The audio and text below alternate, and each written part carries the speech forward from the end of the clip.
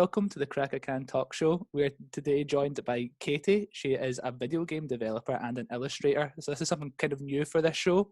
We've never really dived into games before, and I thought getting you on would be a really good place to start. Thank you so much for coming on, man. I really appreciate it. Brilliant. Thank you for having me. So the first question that we always do on this show is, what is it you're drinking today? I've gone upmarket. I have tenants. My taste in beer and coffee is terrible. So. Good. But so you were making a game called Date the Dead, which yes, I am. How did you come to this? Obviously dating sims have been a thing for a wee while and they are really popular, but what made you want to take the kind of horror spin on it? I'll crack my can before I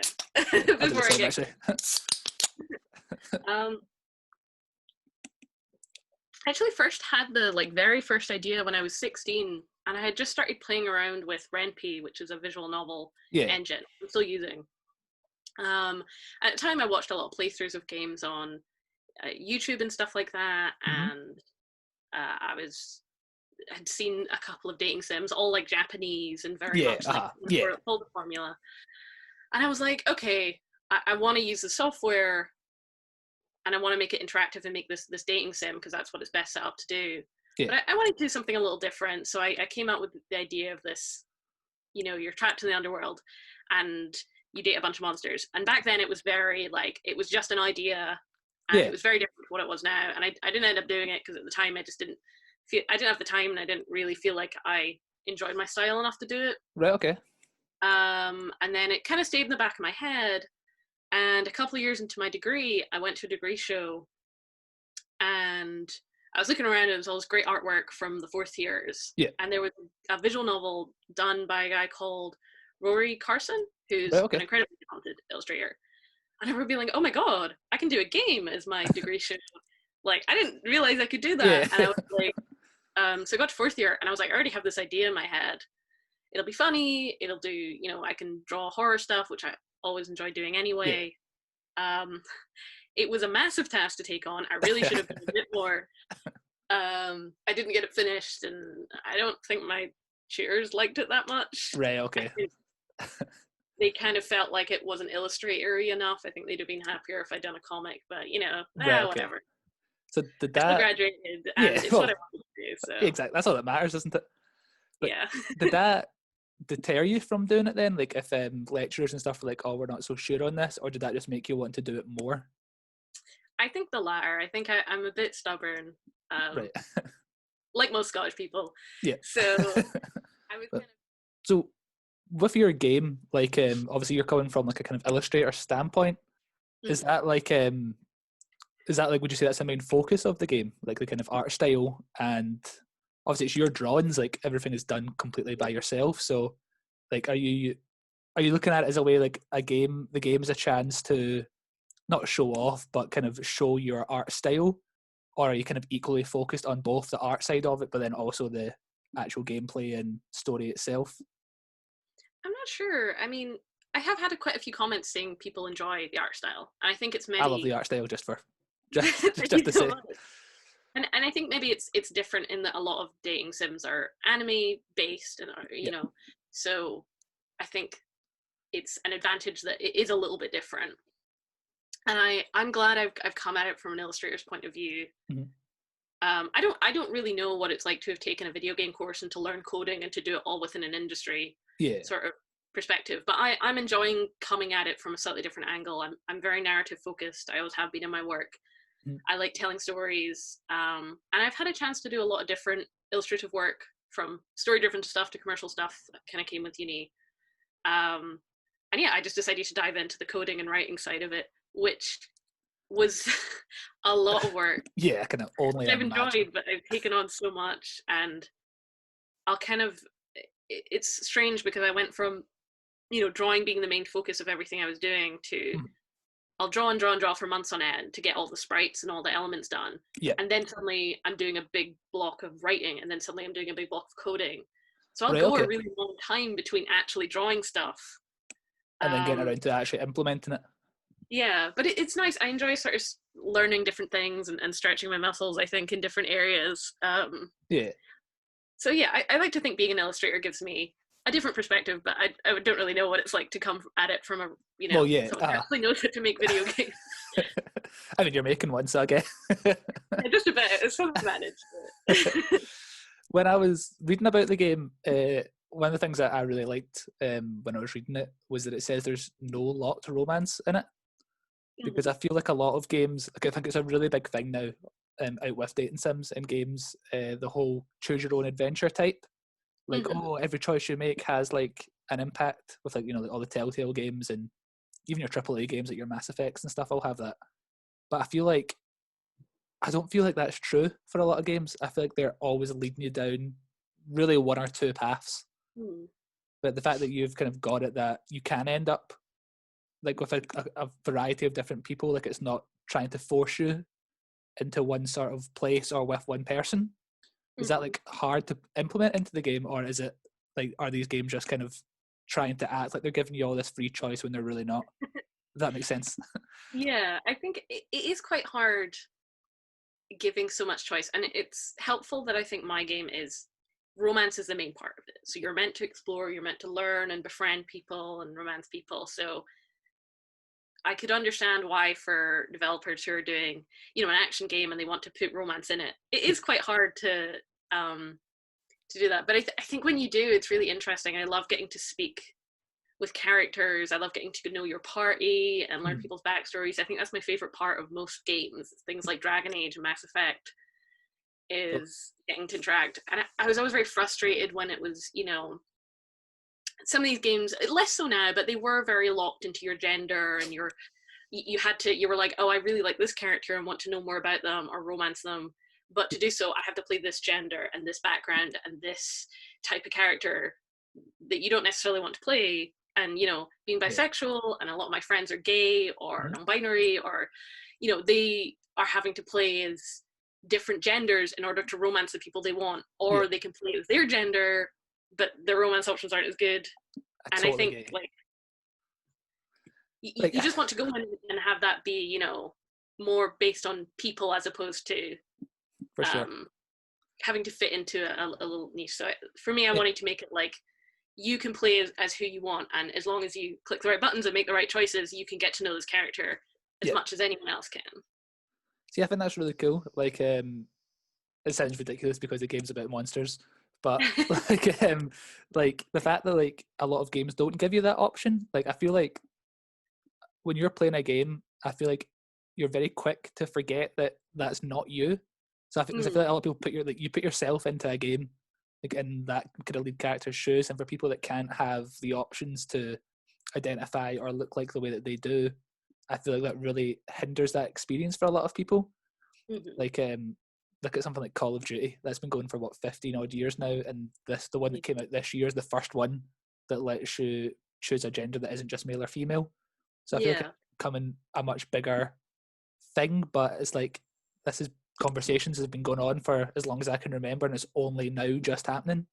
Yeah, there's a lot of old games which I enjoy playing, but they they are based on gender, and I think nowadays people are talking about it more and maybe like listening up a bit, like you say with Call of Duty, and to be fair, a lot of other dating sims. There are a lot of LGBT dating sims that do that really well and let you make a really diverse range of choices about who you date and who you are.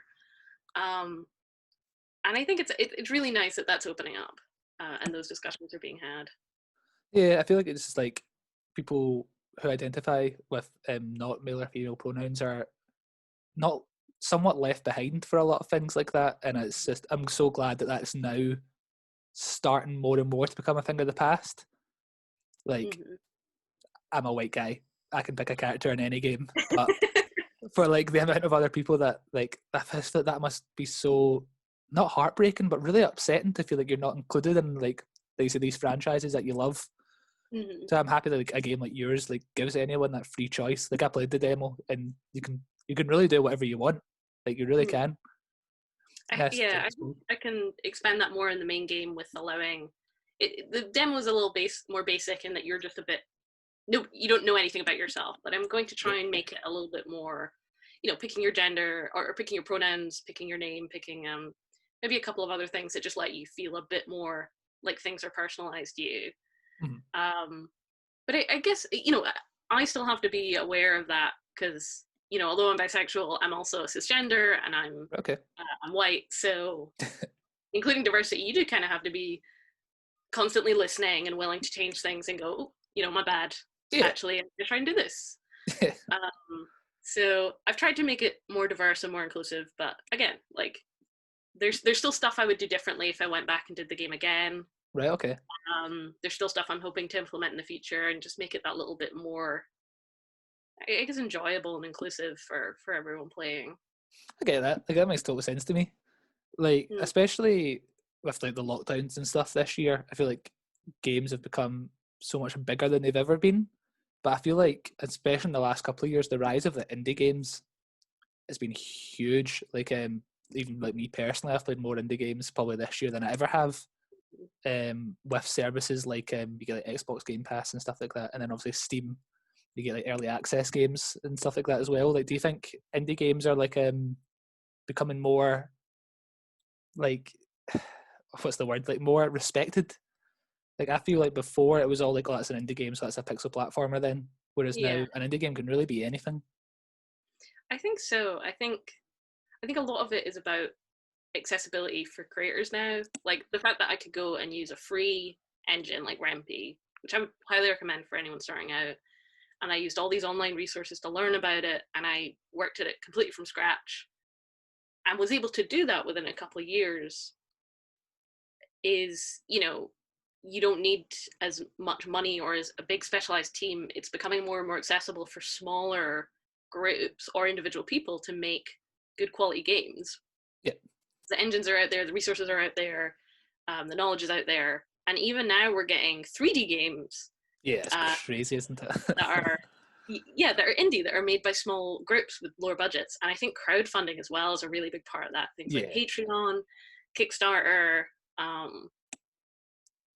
think it's kind of nice because although there's a lot of AAA games I like, I do think I know from reading about the industry is not always pleasant to work in. No. And I think often games get rushed.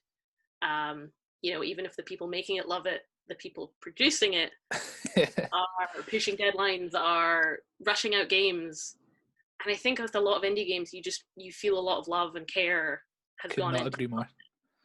I feel like that's my sort of problem with it as well. I feel like a lot of the kind of AAA games are, if we just get it out now, we can just patch it later, it's fine, because people will still buy it.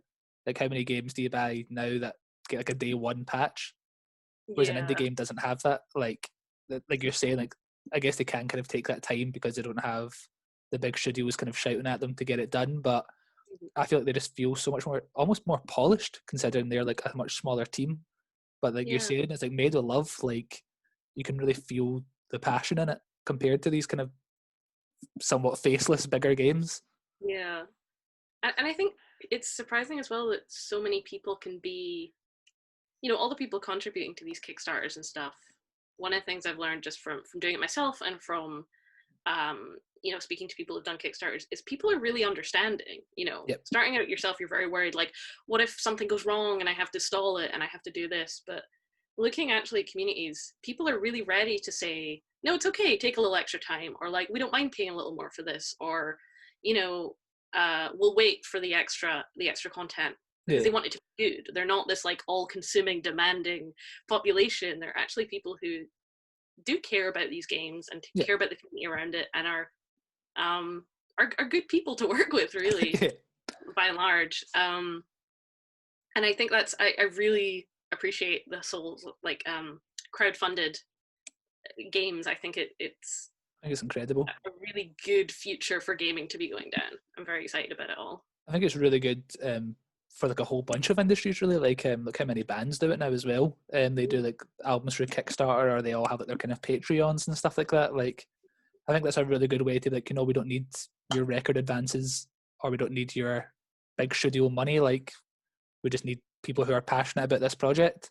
Yeah. It's like, obviously, because you do the game yourself, are you quite close with the people who have backed it? Like, do you talk to them and tell them what your plans are and like get feedback from people, or do you just kind of almost kind of keep them at arm's length? I do my best to stay. It's not my number one thing. I'm quite introverted, and I tend to get very stressed when I've got lots of messages. Right, I do my best to respond, because I mean, I've had so many people close to me who have contributed and who have given me so much support and helped financially and otherwise, just okay. emotionally supported Yeah. this game. Yeah. But also people I've never met before who've just gotten really invested in it, and it's, you know, I try my best to respond well and be honest and talk to them, because I really appreciate it. Like, I'm like, Yeah. you know, you don't have to come here and decide that you liked my game about gay monsters, but you did, and that's amazing. So I hope that in the way I work, I can sort of convey that to people. I hope I can stay communicating well and being honest about what's going on, because I'm still totally blown away by how many people have, you know, commented about it or contributed or played it. I'm like, oh my goodness, I don't. Like, obviously, a little peek behind the curtain for people, but we were supposed to do this interview 2 weeks ago, so I've still got my notes from then. So 2 weeks ago, you had 104 backers, and you're at £2,700 for your game. Mhm. It's now been 10 days, and you're 173 backers and £3,800. Yeah, So the fact that like it's not slowing down. Halfway point today, which was 3,700, which was really amazing. And I've actually just today had quite a lot of messages and stuff that I need to respond to, which has been really, really nice. Always gives me a nice warm feeling inside. But yeah, it's really heating up, which is, I'm still very surprised about. I think there's a part of me that's still a bit sort of like, this can't be happening. Like, what's going on? But yeah, we've had a good little boom in the past. No, like, but like in the space of 9 days to go up over £1,000 is really, like, it just shows you that people really are invested. Like, in the time it took me to set up the Zoom call, I had it opened in the background, and I physically with my own eyes watched it go up 6 backers in the last 30 minutes. Yeah, I think that's so cool. Like, it's still getting out there, and I think it's it's so awesome. strange still. I think there's a part of me that's still like so bamboozled by it all, but also, yeah, I think way back in the day when I wanted to just release the demo and be like, you know, whatever, I probably won't take it further. I was like, I'd be happy if like 100 people played it. And now there's, you know, it's been played, I don't know actually how many times now, but well over 1,000, and all this stuff is coming in on Kickstarter, and all these people willing to put, you know, some money towards it is crazy. But exciting and very encouraging, I think. Yeah. It is motivation I need to like actually make the game. Yeah. I like, it's just so cool to see like someone from Scotland like having like success on these things, because I feel like Kickstarter's a very two-edged sword. Like, I think like we're just saying with you, it can really motivate you, but it could crush a lot of spirits as well. I think if you do have a really good project, but it just never catches on, or it just never gets those clicks.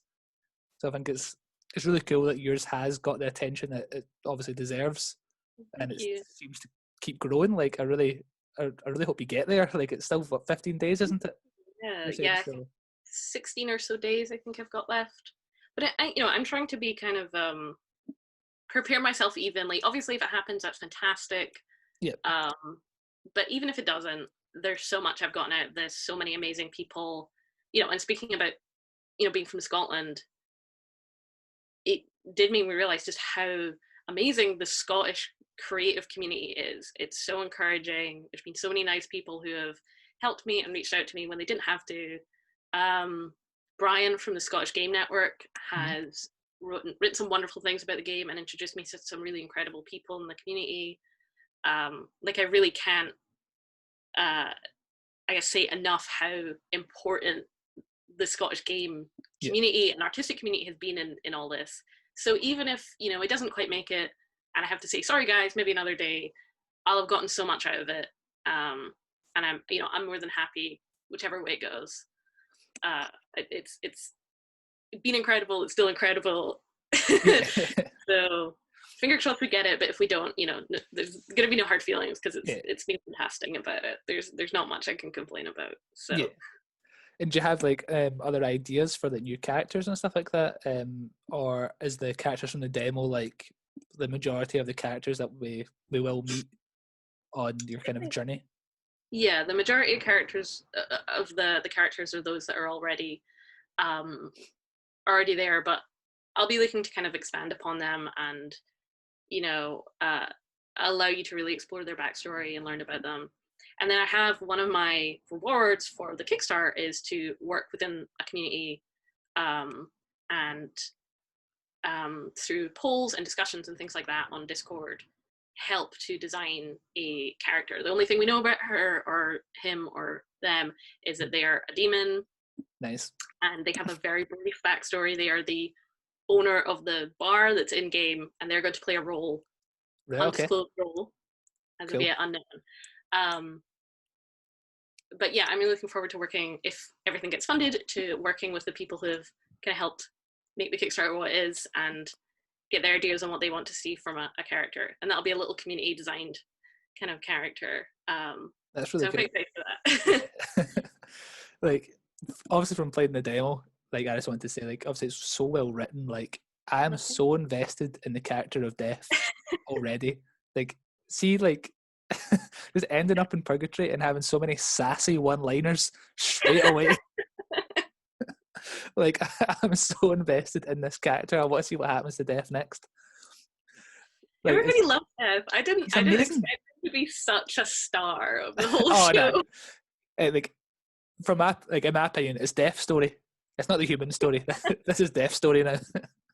Yeah, everyone's fully ready to commit. I was like, oh, he'll probably be like a side character. Like most people go for the sexy vampire or the werewolves, and everyone's like, I want to date the Grim Reaper. Give me that bone man. But I gotta give the people what they want. So. Oh yeah, gotta keep them coming back. Yeah. Honestly, man, like, thank you so much for coming on. It's so good to get this sort of insight. Like, we've never done like anything to do with games before, and it's something like I know myself and other people who work on this show are so passionate about. Like, it's just so interesting. Like, thank you. Kind of focus. You're welcome. We focus so much on the kind of like nighttime industries and stuff, and like there's so many comparisons between like music and like games. Obviously, you have music in your game, but like the industries themselves are so similar. But I think something with games, and I could be wrong here, so please do tell me if COVID has really derailed the nighttime industry like completely. Like, there's no gigs or clubs or venues or anything. Would you say that's similar for games, or do you think if anything it's given you more time to kind of make these games and focus on them?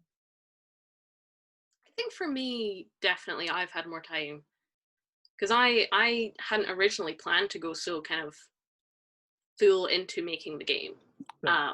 But I quit my job just before COVID, and then I'm still unemployed, couldn't get a job. So I was like, okay, I guess I just got to focus on this. And it's become, I'm very fortunate in that I am able to support myself, have been able to support myself. I'm not in any danger of going under anytime soon. But that combined with the strange circumstances with COVID means I've been able to do all this and really focus on it and give it all my energy. I think a lot of other creators that's the case. There is, I think it's more for studying students. It's been a bit of a bummer not getting to go into studios. For people who make, aren't working digitally, want to sculpt, want to use printmaking facilities and ceramics. It's been a massive issue. Going to conventions as well has been quite a big blow for a lot of freelancers.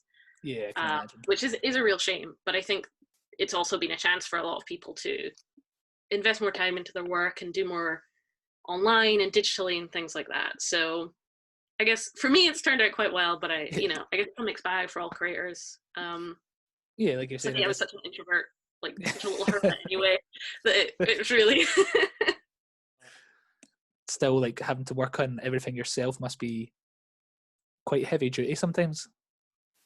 It can be, yeah. I mean, it's definitely, like I've said before, the people I've had around me have been a massive, a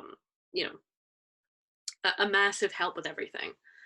I mean, even though I am doing it largely myself, just having people to go to and say, okay, what do you think of this? Or even just to sit down, they'll always ask, how's it going? And I'll be down in the dumps going like, oh, it's terrible and blah, blah, blah, blah. And getting the chance to talk it through with them, it gives you a different perspective. You can it encourages you to work. As well, my partner, my boyfriend, is kind of like, he checks everything I do. I run everything by him first, mainly because I can't spell and I don't understand grammar. So he reads everything through. But, I'll talk to him about everything. Any idea I have, I'll bounce it off him. I'll show him my drawings. I'll show him my ideas. And that really helps for me sort of take the stuff out of my head. And I can problem solve. I can, he'll encourage me. It really helps. So I think any kind of community, whether it's online, whether it's your family, whether it's, your partner, whatever it is, I think bouncing your ideas off people, bringing other people into it is so important when you're working 100%. In the conditions we are now. So yeah, shout out to all the friends and family and nice people online who've surrounded all this. Yeah, like it wouldn't be the same game without them. Like I've only started following it in the last few weeks, and even since then, you can see the community there. Like people are passionate about it, and I think that makes it makes all the difference. Like it makes it feel like quite special, I think. So I really hope, like we're saying, like I really hope it all works out for you, man. Like it'd be so cool to see it. Like it really. Thank you. Yeah, it is lovely. Like I couldn't be doing it without everybody, all the nice people who, for whatever reason, decided my game is, worth the time, worth the effort. It's a brilliant feeling. Can't compete really. Now that you've started working on like a game, is that something you would like to explore even further past Date of the Dead, or is it just something it was like a bit of fun, but illustrations like your bread and butter? I think it's made me quite aware that this is sort of what I want to mainly do going forward. There's lots of elements of illustration I enjoy, but I think for me it really has combined what I've always loved about illustration, which is the narrative and exploring characters. That those are the drawings I love to do. I like to draw people. I like to create stories, and I think gaming for me gets this like sweet spot between writing, between drawing, between telling a story, but also allowing people to interact with it. I think it kind of hits all the right spots for me, and it allows me to do lots of different things. And although I'd like to work, I'm in the future, I'd love to work with a team and make something bigger and work with other people. There's something really special about, frustrating, but also really nice about doing everything yourself. Not to sound like a control freak, but it does mean you get to kind of be like, it's all mine. I can do whatever I want with it. I'm in control. I get to decide. The downside is you're exhausted all the time, but you have no one else to blame if it's bad. It's you and solely you. Yeah, I can't really point fingers, but it is quite nice just to have something that you can really just put everything you want into it. So I might drop dead from exhaustion at some point, but maybe end up in purgatory, dating death. Yeah, lots of full circle. I will release the full game and immediately expire. Just disappear. Just into the grave. Well, again, thank you so much for coming on, Katie. I really appreciate it. Date of the Dead on Kickstarter has 15 days left. There's 173 backers so far, so make sure you get involved and help fund this project, because it looks so much fun. People are passionate about it, so why not join us and be part of the team? This has been Crack I Can Talk Show, and thank you so much for watching, and thank you to Katie for joining us today, and I'll see you all next time. Cheers.